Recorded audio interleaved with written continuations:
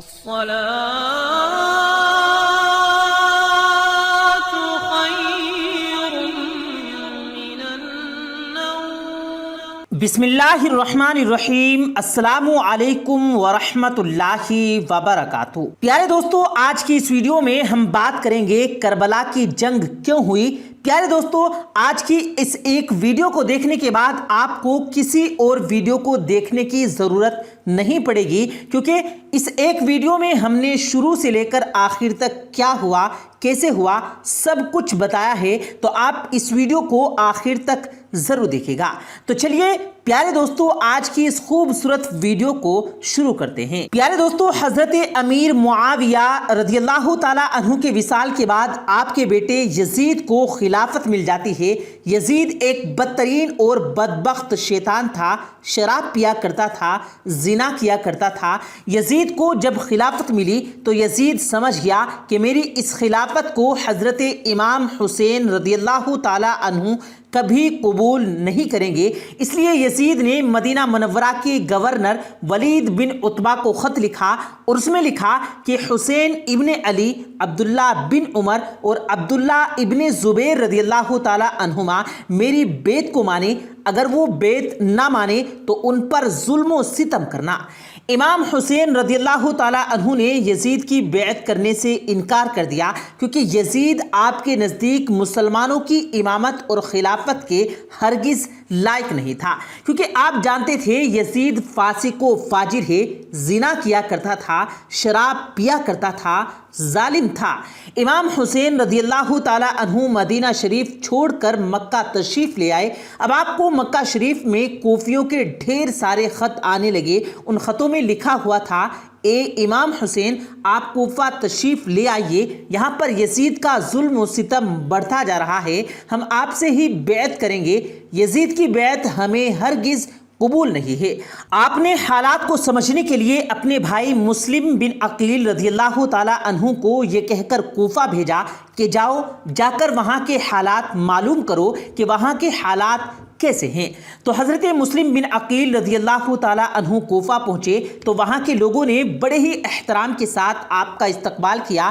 حضرت مسلم بن عقیل کے ہاتھوں میں 18,000 لوگوں نے بیعت کر لی اور حضرت مسلم بن عقیل نے اپنے بھائی حضرت امام حسین کے نام ایک خط روانہ کر دیا اور اس میں آپ نے لکھا کہ یہاں کے حالات بالکل صحیح ہیں اور 18,000 لوگوں نے بیعت بھی کر لی ہے، لہٰذا آپ کوفہ جلد سے جلد تشریف لے آئیے۔ جب یزید نے ان لوگوں کو دھمکیاں دی تو لوگ اپنی بات سے منہ کر گئے اور امام مسلم بن عقیل کو شہید کر دیا۔ کوفہ کے حالات اتنے بدل چکے تھے کہ وہ لوگ جو حضرت مسلم بن عقیل سے محبت کا دعویٰ کر رہے تھے، اب وہی لوگ آپ کی جان کے دشمن بن گئے۔ وہیں دوسری طرف مکہ میں مسلم بن عقیل کا بھیجا ہوا خط حضرت امام حسین تک پہنچ چکا تھا، جس خط میں لکھا ہوا تھا کہ کوفہ کے حالات بہت اچھے ہیں، آپ جلد سے جلد تشریف لے آئیے۔ لہٰذا حضرت امام حسین نے فوراً کوفہ جانے کی تیاری شروع کر دی۔ حضرت امام حسین اپنے تمام اہل خانہ کے ساتھ کوفہ کے لیے روانہ ہوئے۔ یہاں امام حسین کوفہ کے لیے چل پڑے۔ امام حسین ابن علی کو حضرت مسلم بن عقیل کی شہادت اور کوفہ کی بے وفائی کی خبر اس وقت ملی تھی جب آپ مکہ شریف سے کوفہ کی طرف روانہ ہو چکے تھے۔ جب آپ کوفہ شہر کے بالکل قریب پہنچ گئے تو آپ کو یزیدی فوج نے روکنے کی کوشش کی۔ حضرت امام حسین نے فرمایا کہ میں تم لوگوں کے بلانے پر ہی کوفہ شہر آیا ہوں، اگر تم لوگ چاہتے ہو کہ میں کوفہ میں داخل نہ ہوں تو مجھے واپس جانے دو، میں واپس جانے کے لیے تیار ہوں۔ یزید کی فوج نے حضرت امام حسین رضی اللہ تعالی عنہ کو کوفہ شہر میں داخل نہیں ہونے دیا، لہٰذا حضرت امام حسین نے اپنے پورے قافلے کے ساتھ اپنا راستہ بدل لیا۔ چلتے چلتے آپ ایک چٹیل میدان میں پہنچ گئے تو آپ نے ایک شخص سے سوال کیا کہ یہ کون سی جگہ ہے؟ اس شخص نے کہا اس جگہ کو کربلا کہا جاتا ہے۔ تو حضرت امام حسین رضی اللہ تعالی عنہ نے اپنے تمام لشکر کو حکم دیا کہ یہیں پر خیمہ لگا دیا جائے۔ لہٰذا اس طرح سے امام حسین کربلا کے میدان میں پہنچے اور ادھر یزیدی فوج کو اس بات کا علم ہوا کہ امام حسین نے اپنے خیمے کربلا کے میدان میں لگائے ہوئے ہیں، تو یزیدی فوج نے بھی فوراً کربلا کے میدان میں پہنچنا شروع کر دیا۔ यजीद की जो फौज करबला पहुंच रही थी उसकी सिपा सालारी इब्ने साद कर रहा था। हजरत इमाम हुसैन ने इब्ने साद से कहा कि या तो तुम मुझे यजीद के पास ले चलो या फिर मुझे अपने शहर मक्का वापस जाने दो, लेकिन इब्ने साद ने इन दोनों बातों में से कोई भी बात कबूल नहीं की और वो हजरत इमाम हुसैन को यजीद की बेअत करने पर मजबूर करता रहा, लेकिन आपने उसकी एक भी बात नहीं मानी। ऐसे ही करते हुए दिन गुजरते गए और 3 मुहर्रम का दिन आ गया। अब जालिम यजीद ने इमाम हुसैन के सामने 22,000 सिपाहियों का लश्कर भेज दिया। दूसरी तरफ इमाम हुसैन के साथ 82 लोग थे, जिनमें औरतें और बच्चे भी शामिल थे। प्यारे दोस्तों, आप यहां सोचिए कि कितनी हैरत की बात है कि जालिम यजीद के दिल में इमाम हुसैन का कितना डर और खौफ था कि 82 लोगों से लड़ने के लिए 22,000 सिपाहियों का लश्कर भेज दिया, जो हजरत इमाम हुसैन के सामने 100 गुना से भी ज्यादा यजीद का लश्कर था। इमाम हुसैन के सामने यजीदी फौज के हौसले पस्त हो गए। आखिरकार उन्होंने ये फैसला किया, इमाम हुसैन को हराना है तो उनका पानी बंद करना पड़ेगा और तभी उनका मुकाबला किया जा सकता है।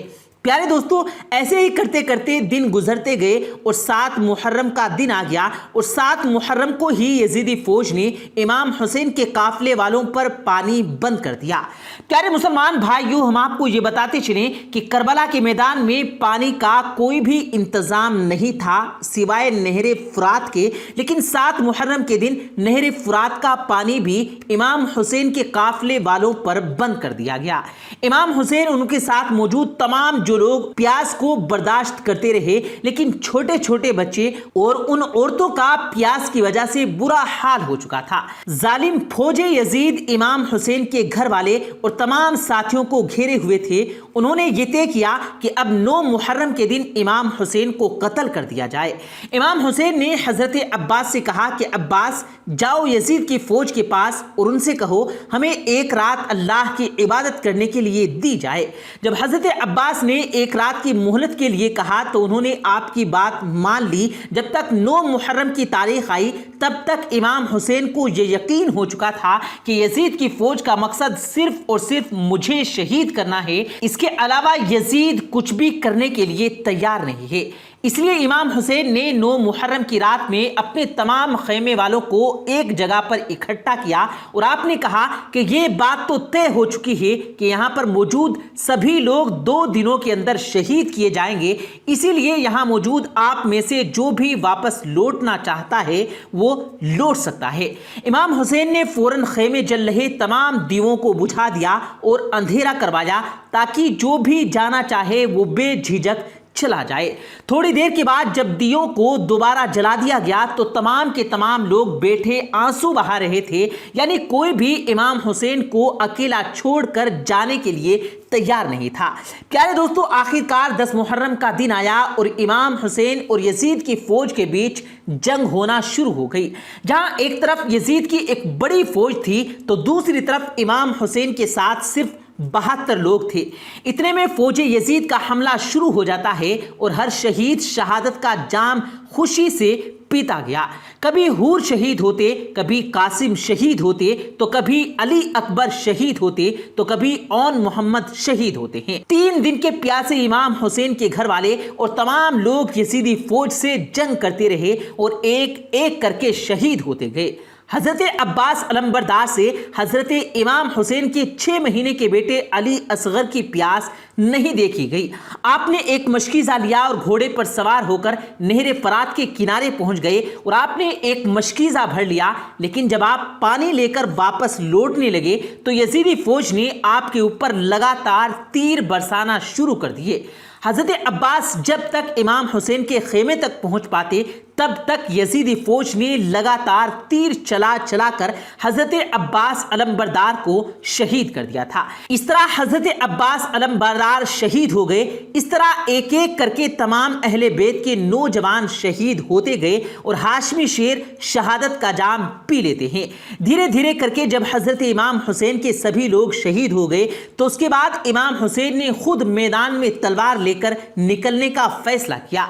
इमाम हुसैन अपनी तलवार से काफी लंबे वक्त तक यजीदी फौज का اکیلے مقابلہ کرتے رہے۔ امام حسین کے تنے تنہا ہونے کے باوجود بھی آپ کے مقابلے میں کوئی بھی نہیں آنا چاہتا تھا، اور اس کی صرف ایک ہی وجہ تھی کہ آپ حضرت علی حیدر کرار کے بیٹے تھے۔ یزیدی فوج کو یہ یقین ہو گیا تھا کہ ہم کسی بھی طرح سے علی کے بیٹے سے مقابلہ نہیں کر سکتے، اسی لیے یزیدی فوج کے کمانڈر نے اپنے تمام فوجیوں کو امام حسین کے اوپر ایک ساتھ حملہ کرنے کا حکم دے دیا۔ پھر تمام یزیدی فوج کے سپاہی امام حسین پر ایک ساتھ مل کر حملہ کر رہے تھے، لیکن اس کے باوجود بھی امام حسین لگاتار یہ ثابت کر رہے تھے کہ باطل چاہے تعداد میں کتنا بھی ہو، لیکن وہ حق اور سچ کے مقابلے میں بالکل بھی ٹک نہیں سکتا۔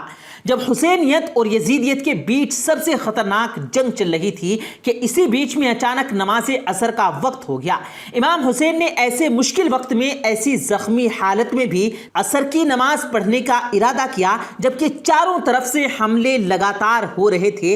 امام حسین نے جیسے ہی نماز پڑھنا شروع کی اور یزیدی فوج کو موقع مل گیا جس کا وہ لوگ ایک لمبے وقت سے انتظار کر رہے تھے، یعنی جیسے ہی امام حسین سجدے میں گئے، شمر جل جوشن نے آپ کی گردن پر تلوار چلا کر آپ کے سر کو جسم سے جدا کر دیا۔ حضرت امام حسین کی شہادت کے بعد آپ کے سر مبارک کو نیزے پر رکھ کر پورے کوفہ میں گھمایا گیا۔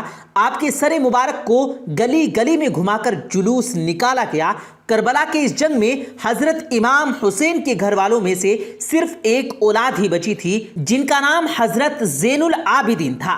اس کے علاوہ حضرت امام حسین کے قافلے میں سے تمام عورتوں کو قیدی بنا کر کوفہ شہر لایا گیا۔ بھلے ہی اس دن امام حسین کو شہید کر دیا گیا، لیکن آج بھی امام حسین پوری دنیا میں قیامت تک کے لیے زندہ ہیں، اور یزید ڈوب گیا شام کے اندھیروں میں، حسین چمک اٹھے دنیا میں روشنی کی طرح۔ امام حسین نے اسلام کے لیے اپنے آپ کو اور اپنوں کو قربان کر دیا، اور ہمیں یہ سبق ملتا ہے کہ کسی بھی حالت میں نماز نہیں چھوڑنا چاہیے۔ امام حسین رضی اللہ تعالیٰ عنہ نواسۂ رسول صلی اللہ علیہ وآلہ وسلم اگر اللہ تعالیٰ سے دعا مانگتے، اللہ تعالیٰ کربلا کے میدان میں فرشتوں کو بھیج دیتا۔ اگر امام حسین رضی اللہ تعالیٰ عنہ اللہ رب العزت سے پانی مانگتے تو اللہ تعالیٰ بارش برسا دیتا، لیکن امام حسین نواسۂ رسول صلی اللہ علیہ وسلم اللہ تعالیٰ کو راضی کرنے کے لیے اپنا سر سجدے میں انہوں نے کٹا دیا اور اللہ تعالیٰ کو راضی کر لیا۔ حضرت امام نے ذوالفقار تلوار میان سے نکالی اور دشمنوں پر حملہ کر دیا۔ اللہ یہ حملہ کیا تھا؟ اللہ کے شیر کا حملہ تھا جو آپ کے مقابلے میں آیا، اسے سیدھا جہنم میں پہنچا دیا۔ سینکڑوں جفاکاروں سے لڑے، سینکڑوں کو جہنم میں پہنچایا، جس طرف نگاہ پلٹی صفے کی صفے الٹتی۔ پیارے دوستو، ہم امید کرتے ہیں کہ آپ کو آج کی یہ ویڈیو پسند آئی ہوگی اور آپ کو یہ پتہ لگا ہوگا کہ کربلا کی جنگ میں ہوا کیا تھا اور یہ جنگ کیوں ہوئی اور کیسے ہوئی تھی۔ پیارے دوستو، امید کرتے ہیں آپ کو آج کی ہماری یہ ویڈیو ضرور پسند آئی ہوگی۔ اگر آپ کو یہ ویڈیو پسند آیا ہو تو اس ویڈیو کو دل سے لائک کریں اور زیادہ سے زیادہ لوگوں تک اس ویڈیو کو ثواب کی نیت سے شیئر کریں، اور اس ویڈیو کے بارے میں آپ کی کیا رائے ہے کمنٹ سیکشن میں اپنی رائے کا اظہار ضرور دیں، اور مزید اسی طرح کی روز کی ویڈیو پانے کے لیے ہمارے چینل کو ضرور سبسکرائب کریں۔ ملتے ہیں پھر ایک نئی ویڈیو کے ساتھ، تب تک کے لیے اللہ حافظ۔